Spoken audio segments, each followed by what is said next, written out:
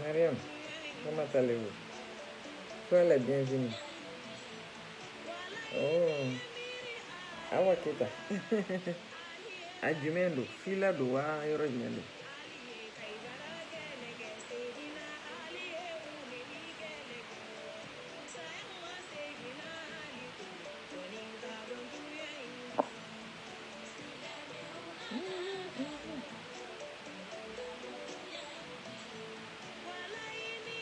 Ah.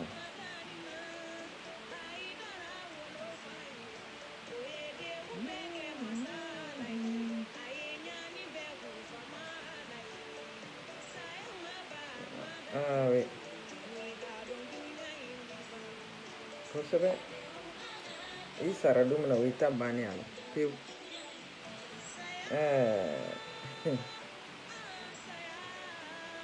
Ah oui. N bɛ bɛɛ lajɛlen fo mɔgɔ mɔgɔ bɛ lin na a ye ɲɔgɔn wele kan. Ah oui.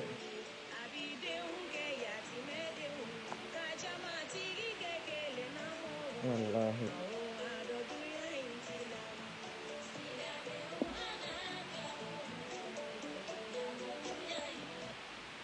Ah Mariam, i ye mɔgɔ tigɛ o ja la.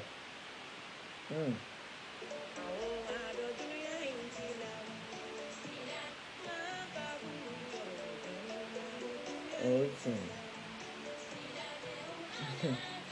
ye. Belebele i bi yan bi yan. Ka bɔ belebele i bi yan bi yan Abdou. Abdou Niang, sois le bienvenu. Mɔgɔ mɔgɔ bɛ nin na. Ah Napo Cheikh Umar, n ka foli b'a bɛɛ lajɛlen. Ah. Ah, Abi. Je vais te donner sa coordonnée. Ansar ka zikiri dala don, Ansar Dini. Ah, Abi ka da Hyderabad de la. Zikiri Mariam Jabate. I bɛ taa YouTube kan i b'a taper i b'a ye. Ouais, hinɛ b'a kan na kojugu o de y'a ka dɔnkili da ne ye. Ah, vraiment. Napo Cheikh Umar. E grand sœur tɛ ye dɛ, n den de ye e ye. I y'a faamu kɛ. Ah oui.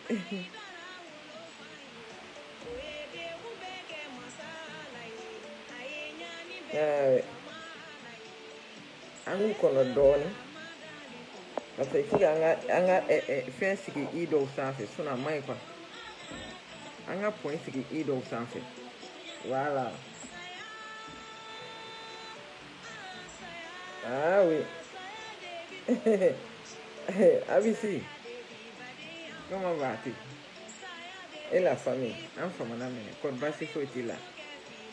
N ka foli bɛ bɛɛ lajɛlen. Mɔgɔ mɔgɔ bɛ nin na n b'a bɛɛ lajɛlen fo.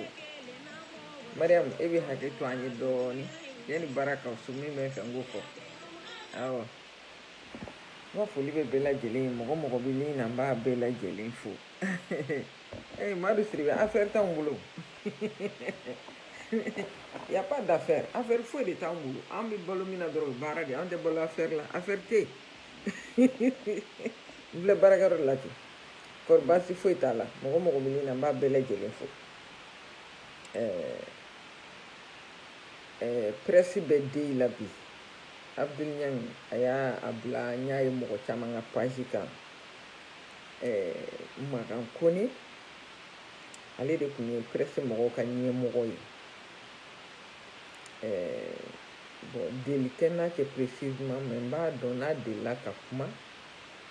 O don na a tun bɛ émission na n y'a jira la k'a fɔ a k'a essayer a ka presse k'a organiser parce que journaliste tɛ dɔn ka bɔ animateur la bilen. N ko bɛɛ kɛra journaliste ye. Animateur ko kuma n k'i to mɛn tulo la. Donc n b'a dɔn quoi. N y'a dɔn o sira fɛ. N y'a ka banni mɛn bi Makan Kone vraiment Maliyɛnw ne kɔni ne kamana gana dɛ. Denmisɛnnin saya in na saya min bɛ kɛ Mali la batarako tɛ walahi. N'i y'a fɔ tubabu ye ko mɔgɔ bɛ se ka sa âge dɔ la walahi tubabu b'a fɔ ko tɛ se ka kɛ. Mais anw bɛ fɛn bɛɛ da Ala kun. n'i y'a fɔ tubabu ye ko mɔgɔ bɛ se ka sa i ma accident kɛ i ma foyi kɛ avant 60 ans u b'a fɔ k'o tɛ se ka kɛ mais mun don a caman bɛ yen an ka silamɛya limaniya b'a to an b'a fɔ ko ala nɔ don voilà accident caman bɛ kɛ anw fɛ yen olu bɛ se ka éviter mɔgɔ kan k'i ni kɔlɔsi sanga ni waati bɛɛ n t'a fɔ ka da maga n ta yɔrɔ kan mais tiɲɛ yɛrɛ la afiriki saya ko in yɛrɛ facebook nalen de ye saya in publier tan wa ou bien saya in bɛ tan yɛrɛ de tiɲɛ yɛrɛ la moi ça me dépasse vraiment ça me dépasse donc n bɛ dugawu kɛ maga ala ka hinɛ a la ala ka dayɔrɔ suma ala ka fara magoto jɔn kan ka foli lase presse bɛɛ lajɛlen ma mali kɔnɔ tiɲɛ yɛrɛ la cɛ belebele kun don walahi cɛ ba kun don n ka foli bi bɛɛ lajɛlen ye ça m'a touché aujourd'hui walahi n'o bɔra yen mɔgɔ o mɔgɔ ntanyana ni waati in na an bɛ foli kɛ ka ɲɛsin a bɛɛ kɔmɔgɔ de ma an yɛrɛ ka ansar nuhu danbele nuhu fɛnɛ kanubagaba dɔ banna n bɛ dugawu kɛ mariam so je pense ala ka hinɛ a la ala ka dayɔrɔ suma ala ka fara mago tɛ jɔn kan hali bi an bɛ dugawu kɛ an ka musokɔrɔba ɲuman tarawele muso ye n'o ye basan tarawele ala n bɛ dugawu kɛ hali bi ala ka dayɔrɔ nɛma ala ka fara musoba minnu n'olu dagara kiraw ye ala ka fara o musobaw ka kiyama jɔ don ala ka ne ka sarakati sama ma ala ka dayɔrɔ suma ala ka limaniya di an bɛɛ lajɛlen ma ala ka limaniya di an bɛɛ lajɛlen ma ala k'an ci ɲuman na o mana bɔ yen ko mɔgɔw bolo tɛ se ka ban dimiyɔrɔ la o don ko attentat mɔgɔ fagali dɔ kɛra Tɔnbukutu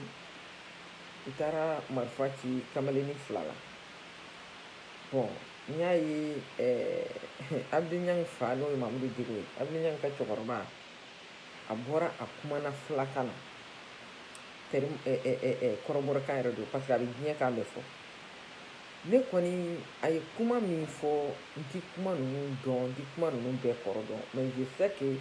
a kumana kuma in na banni min n'a kɛra a kumana a la quoi mun bɛ se k'a to u kana baga ɲɔgɔn ma tuguni u kana ɲɔgɔn faga tuguni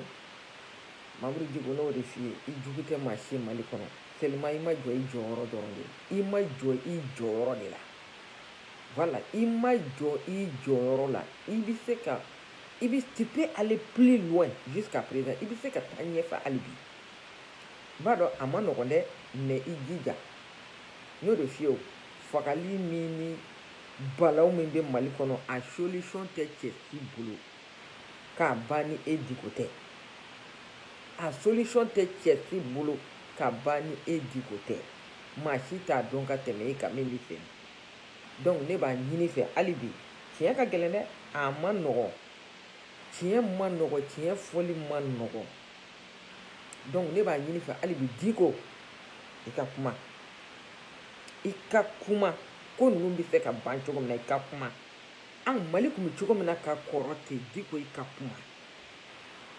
Mali tun bɛ cogo min na ka kɔrɔ an ka taa ten i ka kuma Diko hali bi i ka kuma i ma kuma i kɔni ye nin condamné i m'a condamné i kumana a kɛbagaw fɛ vraiment a diyara ne ye donc ne b'a ɲini hali bi i ka kuma voilà i ka kuma kana da nin 2 ma dɛ mɔgɔ minnu bɔnɛn'u nin na n'u bɔtɔ don dɔgɔ ɲiniyɔrɔ dɔgɔjɔyɔrɔ la ani Tɔnbukutu ta in n'o tɛ minnu kɛra ka tɛmɛ olu kɛra ka tɛmɛ i ma kuma olu la mais i se b'i ye Diko ka kuma ka massacre jɔ Mali la a se b'i ye se b'i ye Diko ka terroriste jɔ Mali la a se b'i ye donc an b'o de ɲini fɛ o de y'i ka rôle ye o parce que ne tɛ se ka faamu cogo si la ko kabi e bɛ yen nin nɔ ko nin bɛɛ kɛra ka nin bɛɛ da anw kan i ma réagi tu n'as pas réagi au contraire i bɛ taa i bala Mali gouvernement de la i bɛ se ka o wuruba cogo min i b'o wurubali ɲɛɲini problème ye fan min ye tu ne touches pas à ça problème ye fan min ye tu ne condamnes pas leurs actes problème ye min ye i tɛ kuma foyi la o de man di ne i ka ko la o de man di ne i ka ko la ne b'a dɔn tu peux mettre fin à tout ce qui se passe au Mali. Donc ne bɛ Mali ka ɲɛli fɛ, ne bɛ Mali ka an ka bɔ nin cogo in na n'i b'a fɛ n'anw maliyɛnw n'anw hinɛ b'i la ten hali bi kuma dɛ Diko walahi hali bi kuma ko ni kuma sera n'i ma kuma bɛ kɛ fu de wa kuma de sera sisan Diko kuma aw tɔ ta aw la tɔ ta anw fɛnɛ na n bɛ min f'i ye o y'o de n b'a ɲini fɛ i ka kuma i ka kuma i k'i miiri dayɔrɔ la i k'i miiri kaburu la ko jɔn si tɛ to yan nɔ jɔn si tɛ to yan dali laban yɔrɔ i bɛ taa i jɔ i ka ala ɲɛfɛ don min na kuma da ka sɔrɔ i bolo donc ne b'a ɲini fɛ i ka kuma min bɛ se ka nin ko ninnu fɛn fɛn bɛ Mali kɔnɔ k'a bɛɛ ban pewu a si kana kɛ bilen k'a bɛɛ ban pewu Wagner tɛ se cɛ tɛ se muso tɛ se sɔrɔdasi tɛ se e Diko nin solution b'i bolo n t'a b'i la k'a da cɛ si la donc ne b'a ɲini fɛ i ka fɛɛrɛ kɛ maliyɛnw ni bɛ lafiya cogo min na a tɔ an bɛn'o ɲɛɲini kɔfɛ min ka jugu o ye massacre de ye i yɛrɛ ɲuman les gens sans défense musow ni denw ka taa baga mɔgɔw ma o sigiyɔrɔ la hali président tɔgɔ min o t'a dɔn n'i ko min yɛrɛ bɛ Mali kɔnɔ walahi bilahi Diko o t'a dɔn u t'a dɔn min bɛ Mali kɔnɔ bi minnu bɛ taa baga olu ma o sigiyɔrɔ la k'olu bɔnɛ u ni na Diko kumaw fɛ walahi Diko kumaw fɛ n'u ma ɲɛ a kɔ kati bɛ yen nɔ u kana kati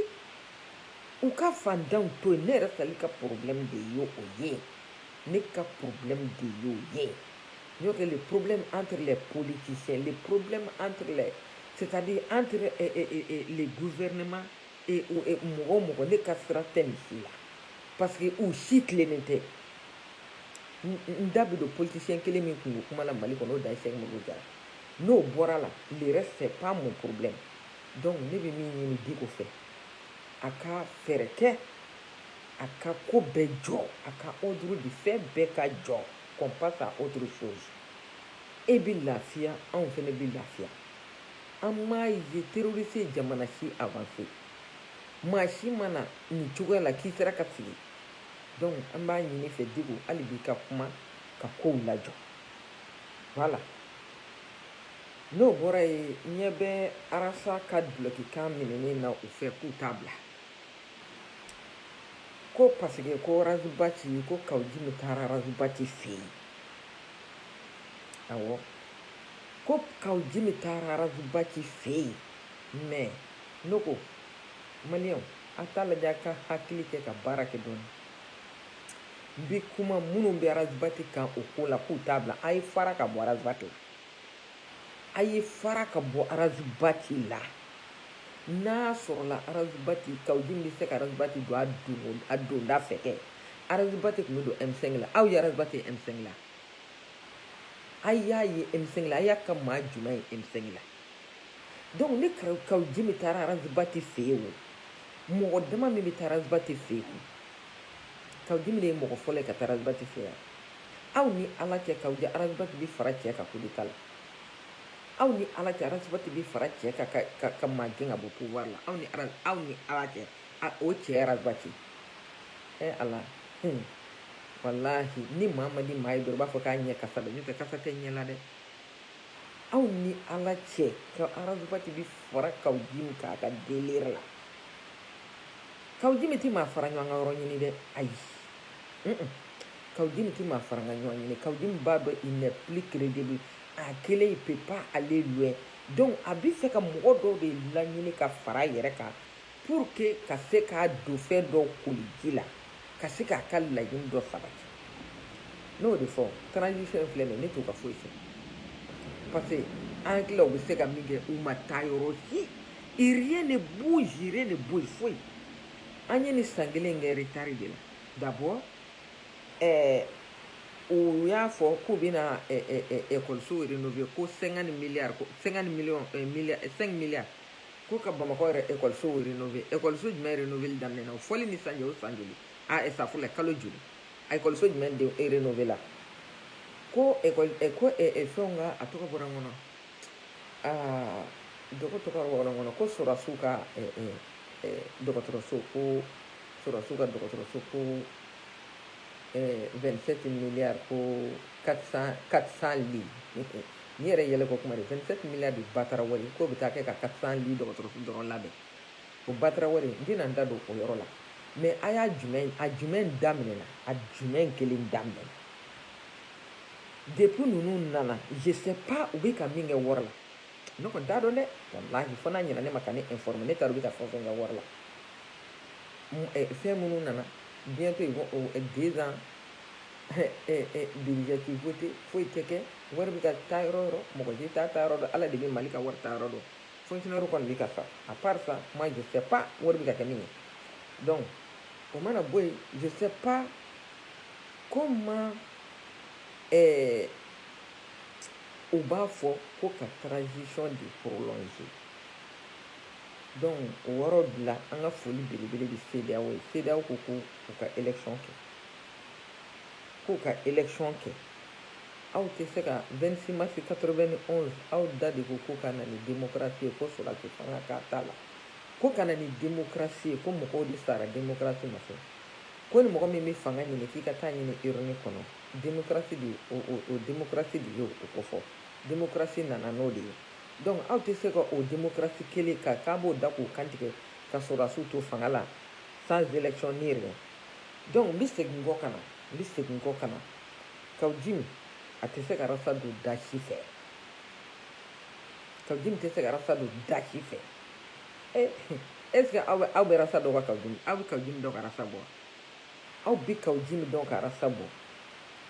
fo ka diɲɛ wuli kaw jimi tɛ fara rasa kan k'a bɛ fanga gɛn ka bɔ yen ayi donc nin yɔrɔ la ne bɛ kangari belebele da fɛn mɔgɔw ye les côtés minnu b'a la ko élection ka kɛ n b'a dɔn n'i ye mali sigi sisan les 3 tiers n'i ye mali sigi n'i ye mali tila 4 ye sisan n'i ye maliyɛn tila 4 ye sisan tila 3 ko élection de ka kɛ o tila 3 min ko élection ka kɛ donc kaw jimi bɛna i don olu koliji la sisan pour que a ka se k'a ka laɲiniw sɔrɔ a bɛna don olu koliji la n y'a fɔ a ye n ko kaw jimi sa mode opératoire a kalanna min na o ye nin de ye ka tiɲɛ kɛ ka nkalon kɛlɛ kɛ bɛɛ ko élection ka kɛ démocratie donc a bɛ ka kulonnew de ye sisan a bɛna fara o mɔgɔw de kan sisan pour que ka se ka laɲini dɔ sabati donc ne b'o o de fɔ a ye a ka hakili to o yɔrɔ la ko kɛkun ye mɔgɔ la a ka tu i kɔnɔ ye salon tɛ salon nasini tɛ sisan kaw jimi de tun bɛ Asimu ka jelibaya la mun tɔgɔ bɛ yen a ma mun d'a la han n'a ti ɲini ka bibɔrɔ minɛ ka yala Asimu nɔfɛ k'a d'a ma k'a min ni kaw jimi b'a mɔko nɔfɛ a bɛ diɲɛ fɛn bɛɛ kɛ a m'a fɔ aw ye k'ale bɛ nɔnɔ de min yan nɔnɔ min tɛ dɔwɛrɛ koyi n'i bɛ nɔnɔ min i bɛ keguya kaw jimi anw tɛ nɔnɔ min mɛ anw fɛnɛ bamunanfini tɔ tɛ diɲɛ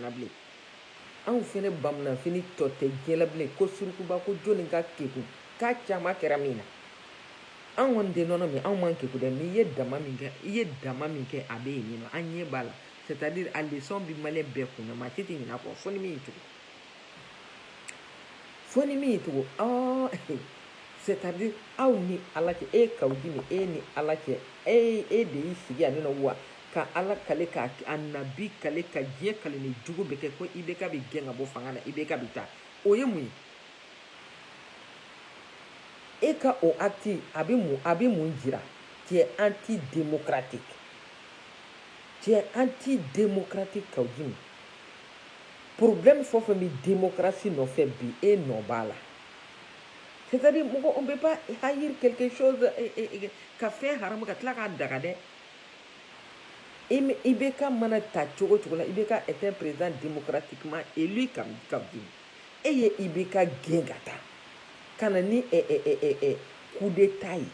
ka na ni anarchie ye démocratie tɛ yen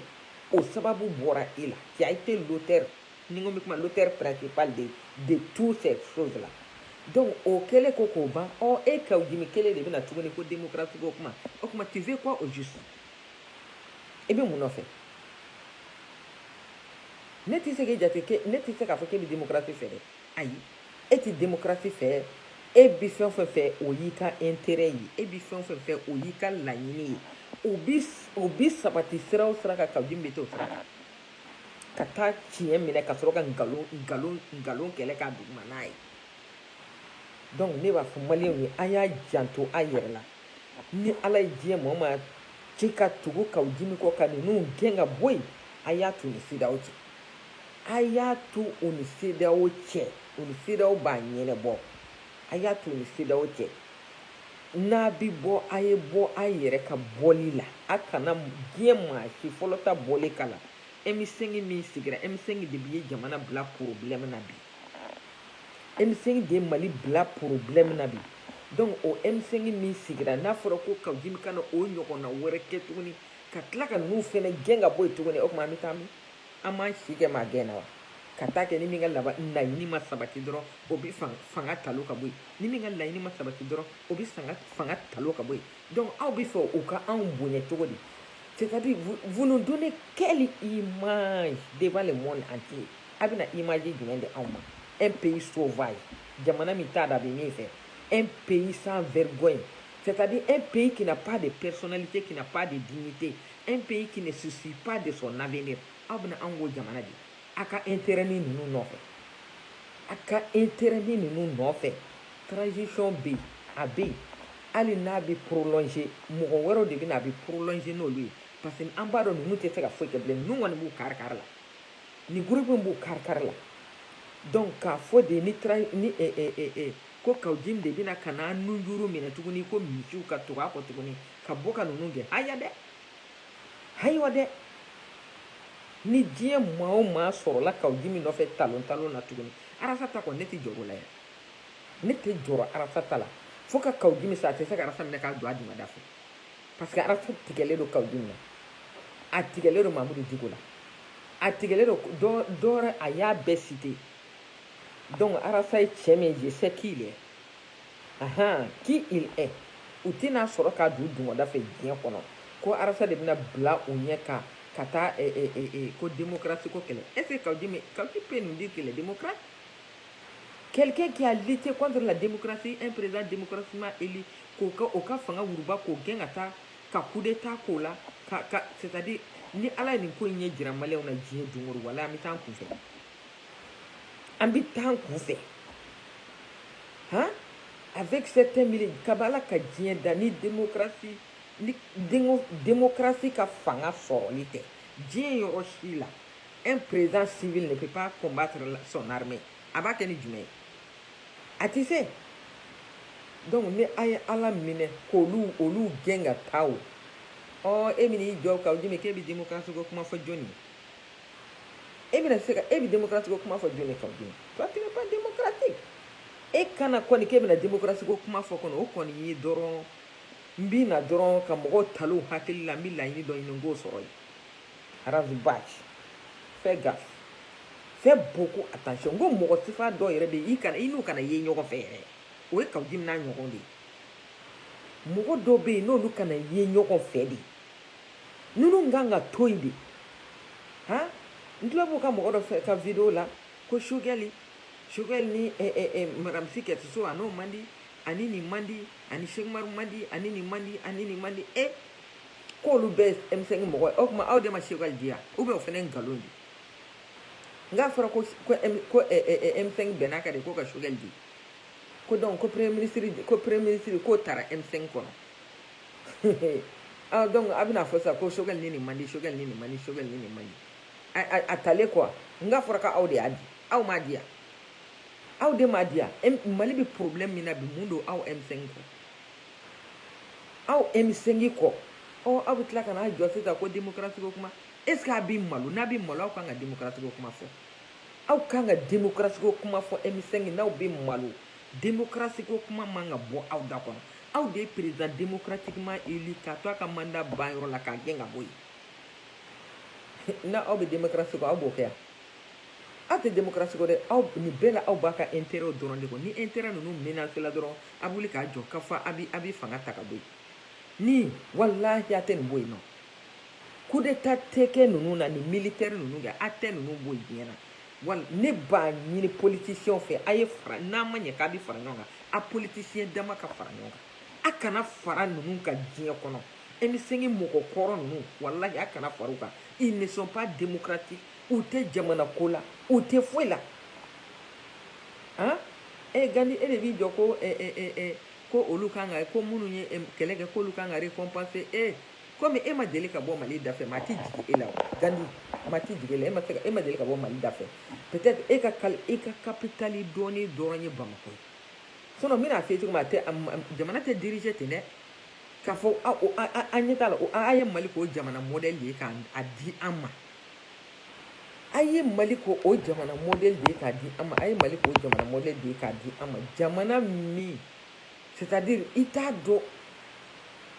tɔgɔ yɛrɛ tɛ jamana min na bilen ni jamana ba in ni jamana ba tɔgɔ ma ɲi bɛɛ tun bɛ exemple ta jamana min kan ni jamana barika ma ɲi n'a fɔra ko mɔgɔ mɔgɔ bɔra ka wo ci kɛnɛma ko k'olu bɛɛ ta k'olu don gouvernement la e yɛrɛ i bɛ tu connais quoi dans la vie e yɛrɛ i bɛ mun dɔn tu as quelle qualification jumɛn b'i la i ye mun kalan kɛ i ye magistrat de ye wa han i ye doctorat b'i bolo mun na i ye mun kalan kɛ ni place bɛ di e ni ɲɔgɔnnaw ma o jamana de filamu an filɛ o Mali de kɔnɔ nin ɲamaw cɛ siraba kan ka b'a don kabi i bɛ ka ma taa n y'a fɔ a ye n ko n bɔra ka mankan ci pour que président ka taa o kɔrɔ tɛ k'e aw de kan ka jamana diriger aw man ka jamana diriger jamana dirigeli kan ka di a dɔnbagaw de ma mɔgɔ tɛ se ka jamana diriger n'a dɔnniya t'i la les bureaucrates jamana o jamana n'i bɛ fɛ a ka taa ɲɛ a bɛ di bureaucrates de ma voilà hali n'a ma ɲɛ k'a bɛ bɔ ka wo ci kɛnɛma a k'a sɔrɔ dɔnniya dɔ bɛ aw la mun dɔnniya bɛ aw la aw bɛɛ y'a daminɛ Alassane nɔfɛ fɛn na vidéo kɛ de la aw bɛɛ y'a daminɛ Alassane nɔfɛ vidéo kɛ la hali ne yɛrɛ min ma kalan n tɛ foyi dɔn walahi ne ka fisa aw ye ne kɔni ma kalan mɛ ne kɔni dɔnniya Ala ye hakili faamuyali hakili di ne ma aw filɛ nin ye an ma kalan faamuyali hakili t'a la diɲɛlatigɛ foyi ko jamana ka Choguel ka aw wuli ka place di a ma a genge kun tɛ Choguel la foyi place ko kɔ wallahi billahi ninnu genge kun tɛ Choguel la foyi ye place ko mun n'a m'u wele ka place d'u ma mun n'a m'u wele ka wari labila u ye mun n'a m'u wele ka faso d'u ma u k'a tɔ ci u genge kun tɛ Choguel la foyi ye nin tɛ ni nin tɛ Mali ko tɛ diɲɛ na Mali ko tɛ ni M5 ta kun ye Mali ko ye mais pour que aw bɛ président démocratiquement élu aw b'o kɛ pour que aw ma se k'a ka fɛn kɛ ka taa urne kɔnɔ ka taa élection kɛ pour que ka IBK lataga mun na aw ma se k'o kɛ an ka président kun y'aw Donald Trump mun de ma coup d'état k'a la han ala fɔra k'u bɛ impeachment k'u b'o min k'a la u ma sɔn a ma k'a gɛn ka bɔ fanga la u ma sɔn parce que ko o y'olu ka jamana image ye n'olu y'o kɛ dɔrɔn a bɛ n'u ka jamana lagosi u y'a to yen fo élection ka kɛ k'a gɛn ka taa par les urnes démocratie de côté aw bɛ démocratie kɔ fɔ aw bɛ démocratie dɔn démocratie y'a ɲɛ jamana min ye o Mali ya est ce que aw ye démocratie yɛrɛ faamu n'aw ye démocratie faamu est ce que aw bɛ ka baara min kɛ a b'a kɛ han n'aw ye démocratie faamu mun na aw bɛ taa ka intérêt de ta k'o lier fo ka ban baara ma c'est-à-dire cikɛyɔrɔw bɛ yen pisciculture diɲɛlatigɛ baara bɛ Mali bɛɛ kɔnɔ le Mali est un pays vierge on a besoin de tout nous manque aw bana baara ma ko fɔ aw kana balo faso la diyagoya la ko fɔ aw kana balo faso la diyagoya la Gandhi e k'e yɛrɛ lajɛ i fɛnɛ i y'i ta ye dɛ a to ten i place t'an ka gouvernement kɔnɔ wallahi billahi e place tɛ yen han a ye Mali kɛ Mali min ye a fila bolo nin a Mali malangolo Mali sans image ternir l'image du pays a fila bolo nin donc hali bi vous insistez Choguel y'a don ta Choguel y'a bɔ ta parce que Choguel ma sɔn a ka fɔtaw ma ni maa ma sɔn ka jamana in labilo ye u tɛ fara e la n tɛ ka Choguel lafasa dɛ a bɛɛ b'a dɔn k'a fɔ M5 bɛɛ de kelen ne bolo n tɛ ka Choguel lafasa mais tiɲɛ ye tiɲɛ de wallahi billahi tiɲɛ ye tiɲɛ de u balakun tɛ Choguel la foyi Choguel ma u wele a yɛrɛ k'u lajɛ a ye M5 cɛmisɛnninw lajɛ a vidéo kɛla ninnu fama mu ka ibe ka nen anya ba jumela o ya be shori gouvernement wo kono chargé de mission du yoro nyini ko chargé de mission wari du yoro nyini ko chargé de mission o yu beta ko shori gouvernement kono donc munu ma wo soro ka do sare olu de fle kulo la shogel no feni olu de fle wo ti la shogel no feni ko shogel ma so ko kwa ko re combattre ate sira la nya saka jamana intoite ate sira la nya ka jamana intoite aya ke ala ni krakama aka jamana aka toite aka toini no ninu bina tacho mina ango nyenyi élection bina kecho mina ango nyenyi je pense pas qu'ils pourront faire l'élection janvier février 1 mois et quelques mois faut que donc élection ko tout kono o ko bina dérouler tout mo o débat on préoccupé au ka intérêt ko kelete vraiment ayan toro fo ka fa yan toro andu anto du jamana ma deli ka misikara jarati yere ka anto yi o ma anto yi nyama de nyo munu bi hôpital al premier soin ti soro ka kula olu te malien yi wa donc mina mi foi aya noroli boara sala c'est pas parce que kawjimi tara arasa fi ko korale ko arasa de bina tugu kawjimi ko fo arasa sati tugu kawjimi ko fo arasa sate tugu kawjimi ko arasi bat ala kaniki bani tina kede membenga kangarde ala kaniki ka tugu kawjimi to akataka tracer c'est un faux billet ni bi faux billet bourara ma de lef c'est-à-dire mugani fi faux quoi o kawjimi ou te maliko kelela ou te foila abaka intérêt ko kele dans là parce que son intérêt est attaqué kawjimi ka intérêt de attaquer les deux akundi dabara bayala kawjimi mogo ala te mogo ta tie fika kuma kundi fa waso la malien on a bien dongo de là je suis 4e personnalité de la CNT bi CNT kono ne de 4e vice-président a force ça que kawjimi Dieu est imprévisible a force ça que est de kunye 4e vice-président yare na o do ibi waso la mogo na do na kun fore ki tina ke papa ka putere yani transition ka ba fa ko kaloni de ni i kunyi yere i nyini nga doro i yakila ko ashim bini ke vice président ou bien ashim bini ke fin comment dirais-je ashim bina maliki jawbo ki blaw no la ka jum bunara ma de bi fofa nga ketchi bunara ma de bi fofa ke aketchi ka o do ko so ne mugo temmo la demmo go demmo ko la demeni yere le mo demeni je sais pas que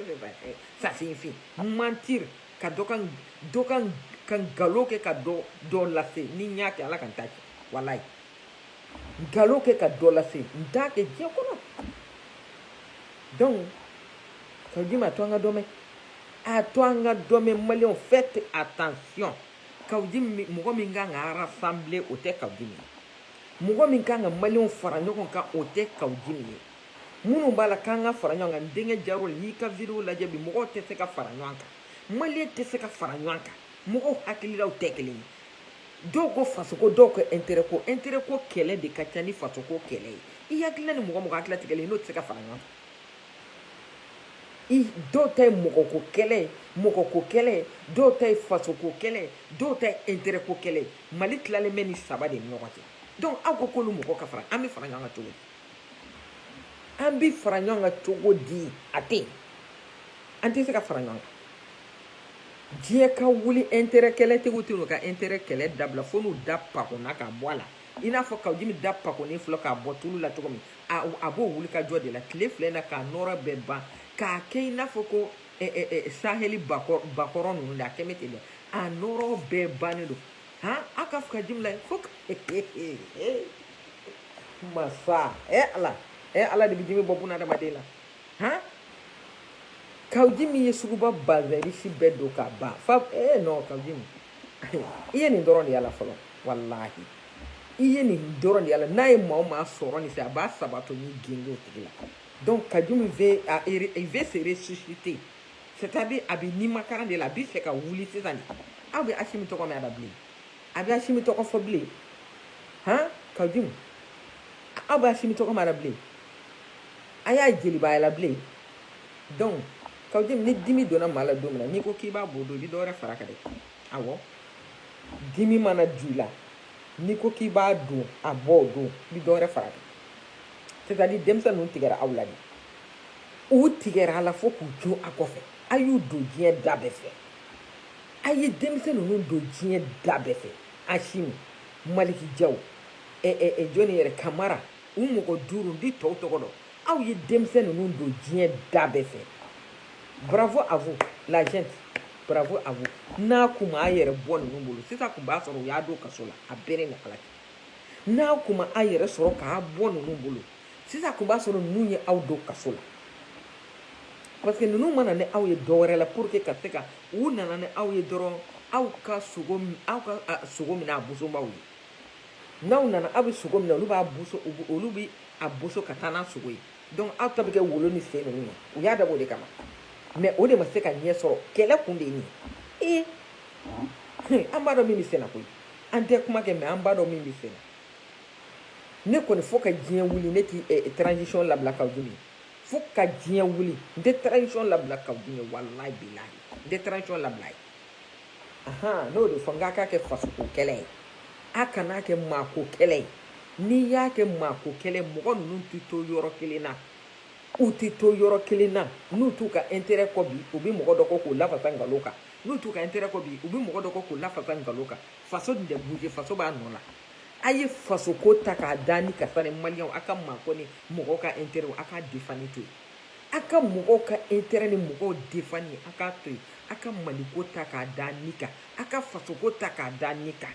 n'a y'a ɲɛsin faso ma walayi faso problème sisan a b'a sɔrɔ dɔ bɔra a la dɔ bɛ bɔ faso problème na o bɔra yen nɔ an ɲɛ b'an balimakɛ dɔ la a kelen bɛ ka diɲɛ wele ka na concert kɛ mɔgɔw bɛ ka kumaw bila fan bɛɛ fɛ a digilen bɛ mɔgɔ caman na ala mɔgɔ ye fɛn min ye n'i b'o ko de kɛ awɔ min b'a faso kɔnɔ kɛ o t'a ɲɛ sira la o t'a ɲɛ sira la parce que u ma taa tabila a ka so la k'a ka parking bɛɛ jeni fɔlɔ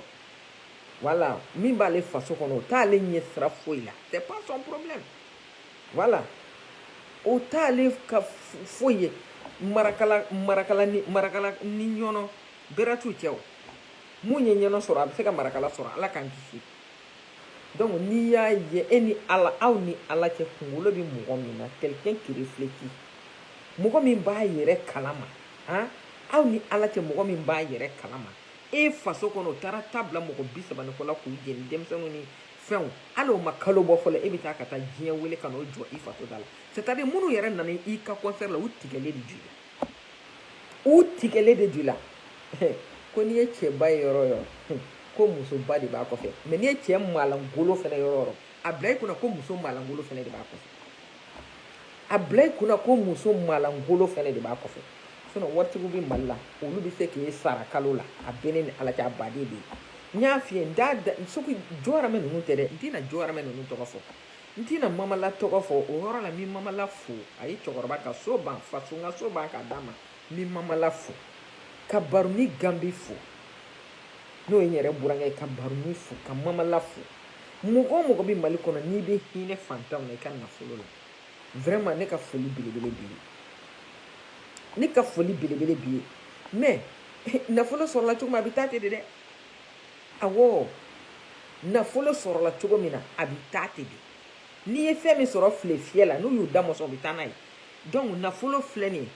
ye jeliw ka kuma don ko ni i y'a sɔrɔ ko kumakan saba bɛ a b'o f'i ye diɲɛ don o don n'i ma ban kan to n b'i ban k'i to ni min ni mɔgɔw ɲɛ ko n b'i ni mɔgɔw fara ni min don alijinɛ na n b'i don jahanama na donc nafolo dangani n'i y'a sɔrɔ i b'a ta o dangani sira de fɛ i tɛ se ka ala ko kɛ i tɛ se ka kɛ ka mɔgɔ ko kɛ i tɛ se ka kɛ ka ala ko kɛ aw yɛrɛ ka ni cɛ la ni cɛ ka wari bɛɛ bɛ di sungurubaw tɛgɛrɛ fɔlaw dɔnkilidalaw a tɛ di ala ko fɔla ma a tɛ di fantan ma foyi donc a kana jigin a la dɛ minnu bɛ k'a nɛni a y'a to yen maa si kana jigin a la n'i y'a sɔrɔ cogo min na i b'a dun ten de voilà n'i y'a sɔrɔ cogo min na n'i yɛrɛ ɲininka pute yɛrɛ t'a bolo papaga a t'a bolo walayi bilahi papaga t'a bolo Saddam Hussein denkɛ ninnu u bi faga don min na Saddam Hussein denkɛ ka Aïta fɛn kɔnɔ Aïta YouTube k'a ka taa lajɛ Saddam Hussein denkɛ ka parking il avait 365 voitures de grande marque si ni si marque tɛ kelen et puis a yɛrɛ ka option de b'a bɛɛ la a yɛrɛ ka option c'est-à-dire n'i ye Ferrari ta a b'a ta de ok ni Ferrari n bɛ fɛ nin ka k'a la n bɛ fɛ nin ka k'a la n bɛ fɛ nin ka k'a la n bɛ fɛ nin ka k'a la n'i ye Maserati ta a b'a fɔ ok ni Maserati n bɛ fɛ nin ka k'a la n bɛ fɛ nin ka k'a la n bɛ fɛ nin ka k'a la c'est-à-dire o ɲɔgɔnna marque baw 365 voitures a bi boli don min na ka taa ka Dubaï tasuma bila mobili bɛɛ la ala an kɔni m'a sɔrɔ dɛ mais an y'a y'a tigiw bolo wari kɔni an ye waritigiw di an y'a y'a tigiw bolo i bɛ n'a ye ka taa photo ta maliyɛnw ala sɛgɛ ye koba ye koyi fantanya man ɲi han c'est-à-dire ja fantan jamana kɔnɔ wura bɛ se ka kɛ yen nɔ ja sɛgɛnbaatɔ jamana kɔnɔ jumɛn yɛrɛ nation bɛ se ka créer une nation dans une autre nation sɛgɛnbaatɔ jamana kɔnɔ c'est-à-dire fati du la i k'o tɔgɔ kirikara ninnu da i la n'i y'a da i la i b'a bɔ i la hali ma taa f'i ye parce que u b'a fɔ ko fɛn dɔ natɔ don u b'a fɔ ko fɛn dɔ natɔ don hali sini ne bɛ se ka taa mobili ninnu a fɛnw bɛ yen nɔ a garage caman bɛ yen nɔ n'i ko garage a bɛ kɛ aw ɲɛna i b'a fɔ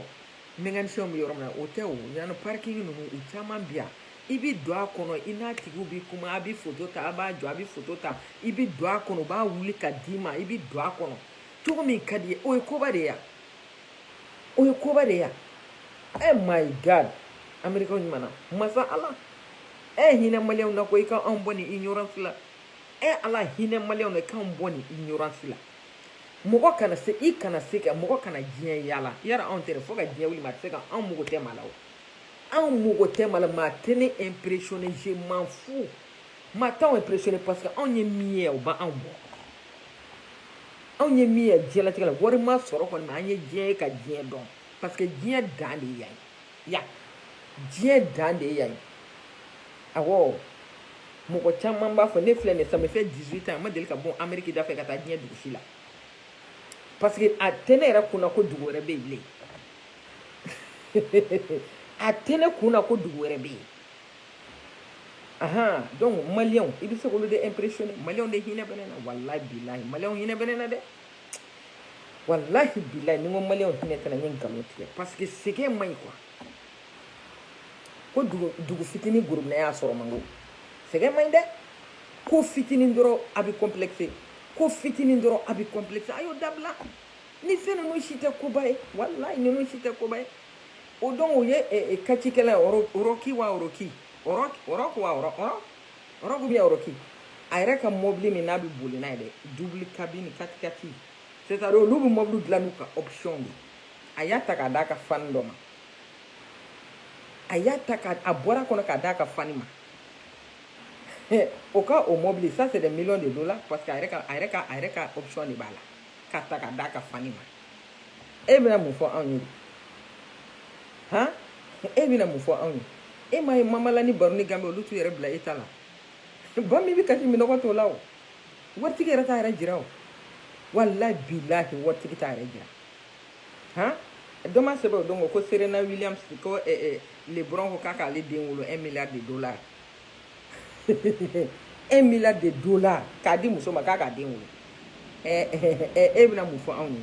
n ko bunadamaden tɛ fɛn minnu imaginer kunna olu de bɛ kɛ yan bunadamaden tɛ fɛn minnu imaginer kunna olu de bɛ kɛ yan ala Abu Jara jalousie non toi aussi non seulement a bɛ ka min kɛ c'est pas joli quoi c'est pas joli c'est pas digne c'est-à-dire ne bɛ tile k'o fɔ maliyɛnw de kan n ko maliyɛn waritigi tɛ se k'i jɛ ka wari la dans un pays de misère comme ça dans un pays pauvre comme ça ni k'i bɛ kɛ fɛn min kɛ i b'i waso de don mɔgɔw la quoi ceux qui n'en ont pas i b'i waso olu de la donc waritigi tɛ se k'i ka wari i ka wari jabɔ Mali un pays comme le Mali si tu as une conscience ni conscience b'i la waritigi tɛ se k'i ka wari jabɔ Mali la quoi parce que tu vis dans un pays de misère aw tɛ se ka dɔn parce que aw tɛ wallahi aw bɛ aw tɛ se ka dɔn mɔgɔ i tɛ se k'i to problème na k'a dɔn ka n'i ye aw yɛrɛ kɔni ɲininka dɔrɔn tout va bien. Vraiment le Mali est un pays de misère, un pays de misère. Donc ni k'i bɛ ko la n bɛ segin a kan tuguni o i bɛ t'i waso fantanw de la anw tɛ. Wallahi anw tɛ, ala barika la anw bɛ balo, awɔ an bɛ balo, an bɛ condition min na a t'o la. Awɔ taakasigi bɛ gɔ de ma, ɲɔtɛ kulu b'a nɔ yɔrɔ, a kulu b'a nɔ na. I m'a ye olu de bɛ taa ka segin, ale de bɛ taa ka segin, sinon anw bɛ yan, nous on vit. Awɔ n'a ye n diya hali n'an sara an su tɛ taa Mali la. Donc mais n'i y'an b'an da don Mali ko kuma la kɛ, c'est-à-dire min bi yan, c'est-à-dire anw de ɲɛ bɛ Mali problème na, aw tɛ se k'a ye. Anw tunkarankew dɛ, n'i y'a ye anw tɛ se k'an da de dɛ, problème bɛ min Mali la anw de ɲɛ b'a la, anw de ɲɛ b'a la, aw tɛ se k'a ye. Han hasidiya diɲɛ tɛmɛna o yɔrɔ kan o, diɲɛ tɛmɛna hasidiya ninnu ni kɛlɛfu ninnu, diɲɛ tɛmɛna olu yɔrɔ kan. Mais nin b'a yɛrɛ de kunna, a bɛ k'a kɔnɔ k'a ɲɛngoya mɔgɔ la, ɲɛngoya tɛ mɔgɔ si la, mais seulement il se comporte pas comme c'est-à-dire un digne. Ne dɔrɔn tɛ o, cɛmisɛnninw bɔra o ma hɛrɛ f'a ma. Han e ye jɔnni kɛtɔ ka kuma Baroni Gambi ma, i ye jɔnni kɛtɔ ka kuma Mamala ma, han u tɛ tile ka fantanw jigi tugu diɲɛ don o don, u tɛ tile ka dɛsɛbaatɔw jigi tugu diɲɛ don o don. Fasun ka so banni filɛ Mamala fɛ, est ce que a se bɛ Fasun ye k'a ka so jɔ? A jira n'a a ye min kɛ fantanw ye, a ye min kɛ fantanw ye Mali kɔnɔ, kelen jira an na dɔrɔn. E min ko k'a hasira de bɛ ne na, kelen jira an na dɔrɔn, a ye min kɛ fantanw ye, a jira an na. Ni sungurubaw ni dɔnkilidalaw ni fɛnw tɛmɛtɔ ta, a ye mun kɛ? A ye mun kɛ? Han mais ne t'i jig'a la dɛ, n t'i jig'a la parce que i y'i ka wari sɔrɔ cogo min na, a bɛ dun ten de dɛ. Awɔ a bɛ dun ten, i y'a sɔrɔ cogo min na i b'a dun ten de, a bɛ t'o sira de fɛ. Donc vraiment n balimaw, nin damadɔni de tun bɛ n bolo ka fɔ a ye. An bɛ dugawu kɛ hali bi maliyɛnw, ala ka hakili ɲuman d'u ma, u ka bɔ ignorance ni complexe kɔnɔ. An bɛ dugawu kɛ jamana ye hali bi ala ka suma, hali bi ala ka suma parce que ne tɛ se ka da la ko ne wolola Mali min kɔnɔ ka ne mɔ Mali min kɔnɔ ko Mali de filɛ nin ye, o maliyɛnw de transformeli filɛ nin ye k'u kɛ fɛn wɛrɛw ye tuguni, ko o maliyɛnw de transformeli filɛ k'olu kɛ fɛn wɛrɛw ye, k'olu kɛ mɔgɔ wɛrɛw ye tuguni. Donc vraiment an bɛ dugawu kɛ hali bi ala k'an sɔn sabali la, ala k'an sɔn sabali la, voilà. Donc o damadɔni de tun bɛ n bolo ka fɔ a ye. Mɔgɔ mɔgɔ tun bɛ ligne kɔnɔ n b'a bɛɛ lajɛlen fo. Ok, salam aleykum.